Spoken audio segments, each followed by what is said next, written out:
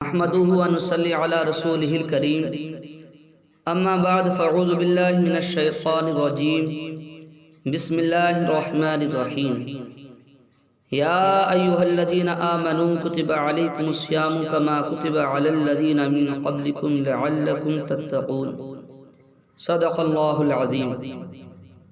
اللہ رب العزت ارشاد فرماتا ہے، اے ایمان والو، تم پر اسی طرح روزے فرض کیے گئے جیسے تم سے پہلے لوگوں پر فرض کیے گئے تھے تاکہ تم پرہیزگار بن جاؤ۔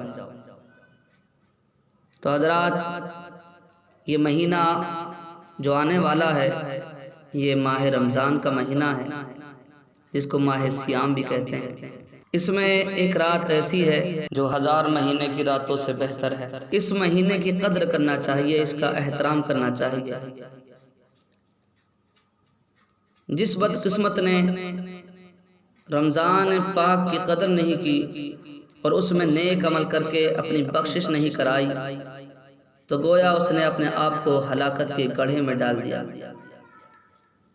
پیارے آقا علیہ الصلوۃ والسلام ارشاد فرماتے ہیں،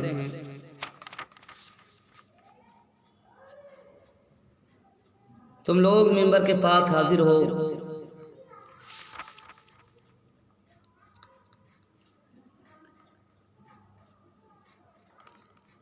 محبوب خدا، حبیب کبریا، شفیع روز جزا، جناب احمد مجتبی روح فدا محمد مصطفیٰ صلی اللہ علیہ وسلم ارشاد فرماتے ہیں،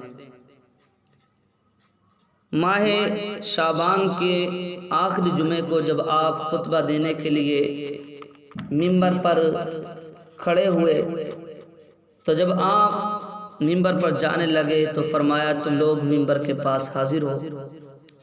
پس ہم منبر کے پاس حاضر ہوئے۔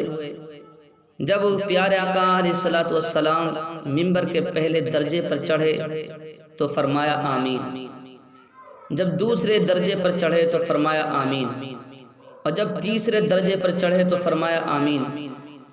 جب منبر شریف سے اترے تو ہم نے عرض کی، یا رسول اللہ صلی اللہ علیہ وسلم، آج ہم نے آپ سے ایسی بات سنی کہ کبھی نہ سنتے تھے۔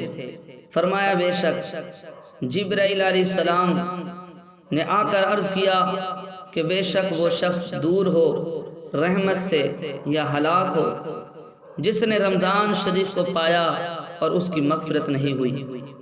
میں نے کہا آمین۔ جب میں دوسرے درجے پر چڑھا تو اس نے کہا وہ شخص دور ہو جس کے پاس تیرا ذکر ہو اور وہ درود شریف نہ پڑھے۔ میں نے کہا آمین۔ جب میں تیسرے درجے پر چڑھا تو اس نے کہا کہ دور ہو وہ شخص جس کے ماں باپ دونوں یا ایک اس کے سامنے بڑھا پائے اور وہ اس کو جنت میں داخل نہ کرائیں۔ میں نے کہا آمین۔ اس حدیث شریف میں ہے کہ سیدنا حضرت جبرائیل علیہ السلام نے بارگاہ مصطفیٰ میں 3 بددعائیں کی اور سید المرسلین صلی اللہ علیہ وسلم نے ان تینوں بددعاؤں پر آمین فرمائی۔ اول تو سیدنا حضرت جبرائیل علیہ السلام کی بددعا کچھ کم نہ تھی، پھر سید العالمین رحمت للعالمین صلی اللہ علیہ وسلم کی آمین نے اس بددعا پر مہر ثبت فرما کر اور سخت بنا دیا۔ اللہ کریم اپنے حبیب پاک صاحب الاولاق صلی اللہ علیہ وسلم کے صدقے میں ہم گناہگاروں کو ان 3 بددعاؤں سے محفوظ فرمائے، آمین۔ ورنہ ہلاکت میں کیا شک و شبہ ہے۔ ایک شخص جس کے لیے بددعا کی گئی ہے وہ ہے کہ جس کے سامنے آقا علیہ الصلوۃ والسلام کا نام لیا جائے اور وہ آپ پر درود شریف نہ پڑھے تو ایسا شخص اپنے آپ کو ہلاکت کے گڑھے میں ڈالتا ہے اور اللہ تبارک و تعالی کی رحمت سے وہ دور ہو جاتا ہے۔ اسی وجہ سے بعض علماء کرام کے نزدیک آقا علیہ الصلوۃ والسلام کے نام مبارک پر درود شریف پڑھنا واجب ہے، خواہ نام مبارک جتنی مرتبہ مذکور ہو۔ اس کے علاوہ حدیث شریف میں ایسے شخص کو شقی اور بخیل لوگوں کی فہرست میں داخل کیا گیا ہے۔ ایک حدیث پاک میں یہاں تک وارد ہے کہ ایسا شخص رحمت للعالمین صلی اللہ علیہ وسلم کے جمال پاک کی زیارت سے محروم رہے گا جبکہ مسلمان آپ کی زیارت سے مشرف ہوں گے۔ دوسرا شخص جس کے حق میں بد دعا کی گئی ہے وہ ہے کہ جس کے ماں باپ دونوں یا ایک بوڑھے موجود ہوں اور وہ ان کی خدمت نہ کرے تو اس کی ہلاکت و بد نصیبی میں کوئی شک و شبہ نہیں۔ ایک حدیث شریف میں ہے کہ فرما بردار بیٹی کی محبت کی نگاہ والد کی طرف ایک مقبول حج کا ثواب رکھتی ہے۔ فرما بردار بیٹی کی محبت کی نگاہ والد کی طرف ایک مقبول حج کا ثواب رکھتی ہے، یعنی جتنی مرتبہ والد کو محبت کی نگاہ سے دیکھے گا اتنے ہی مقبول حجوں کا ثواب کا مستحق ہوگا۔ سبحان اللہ۔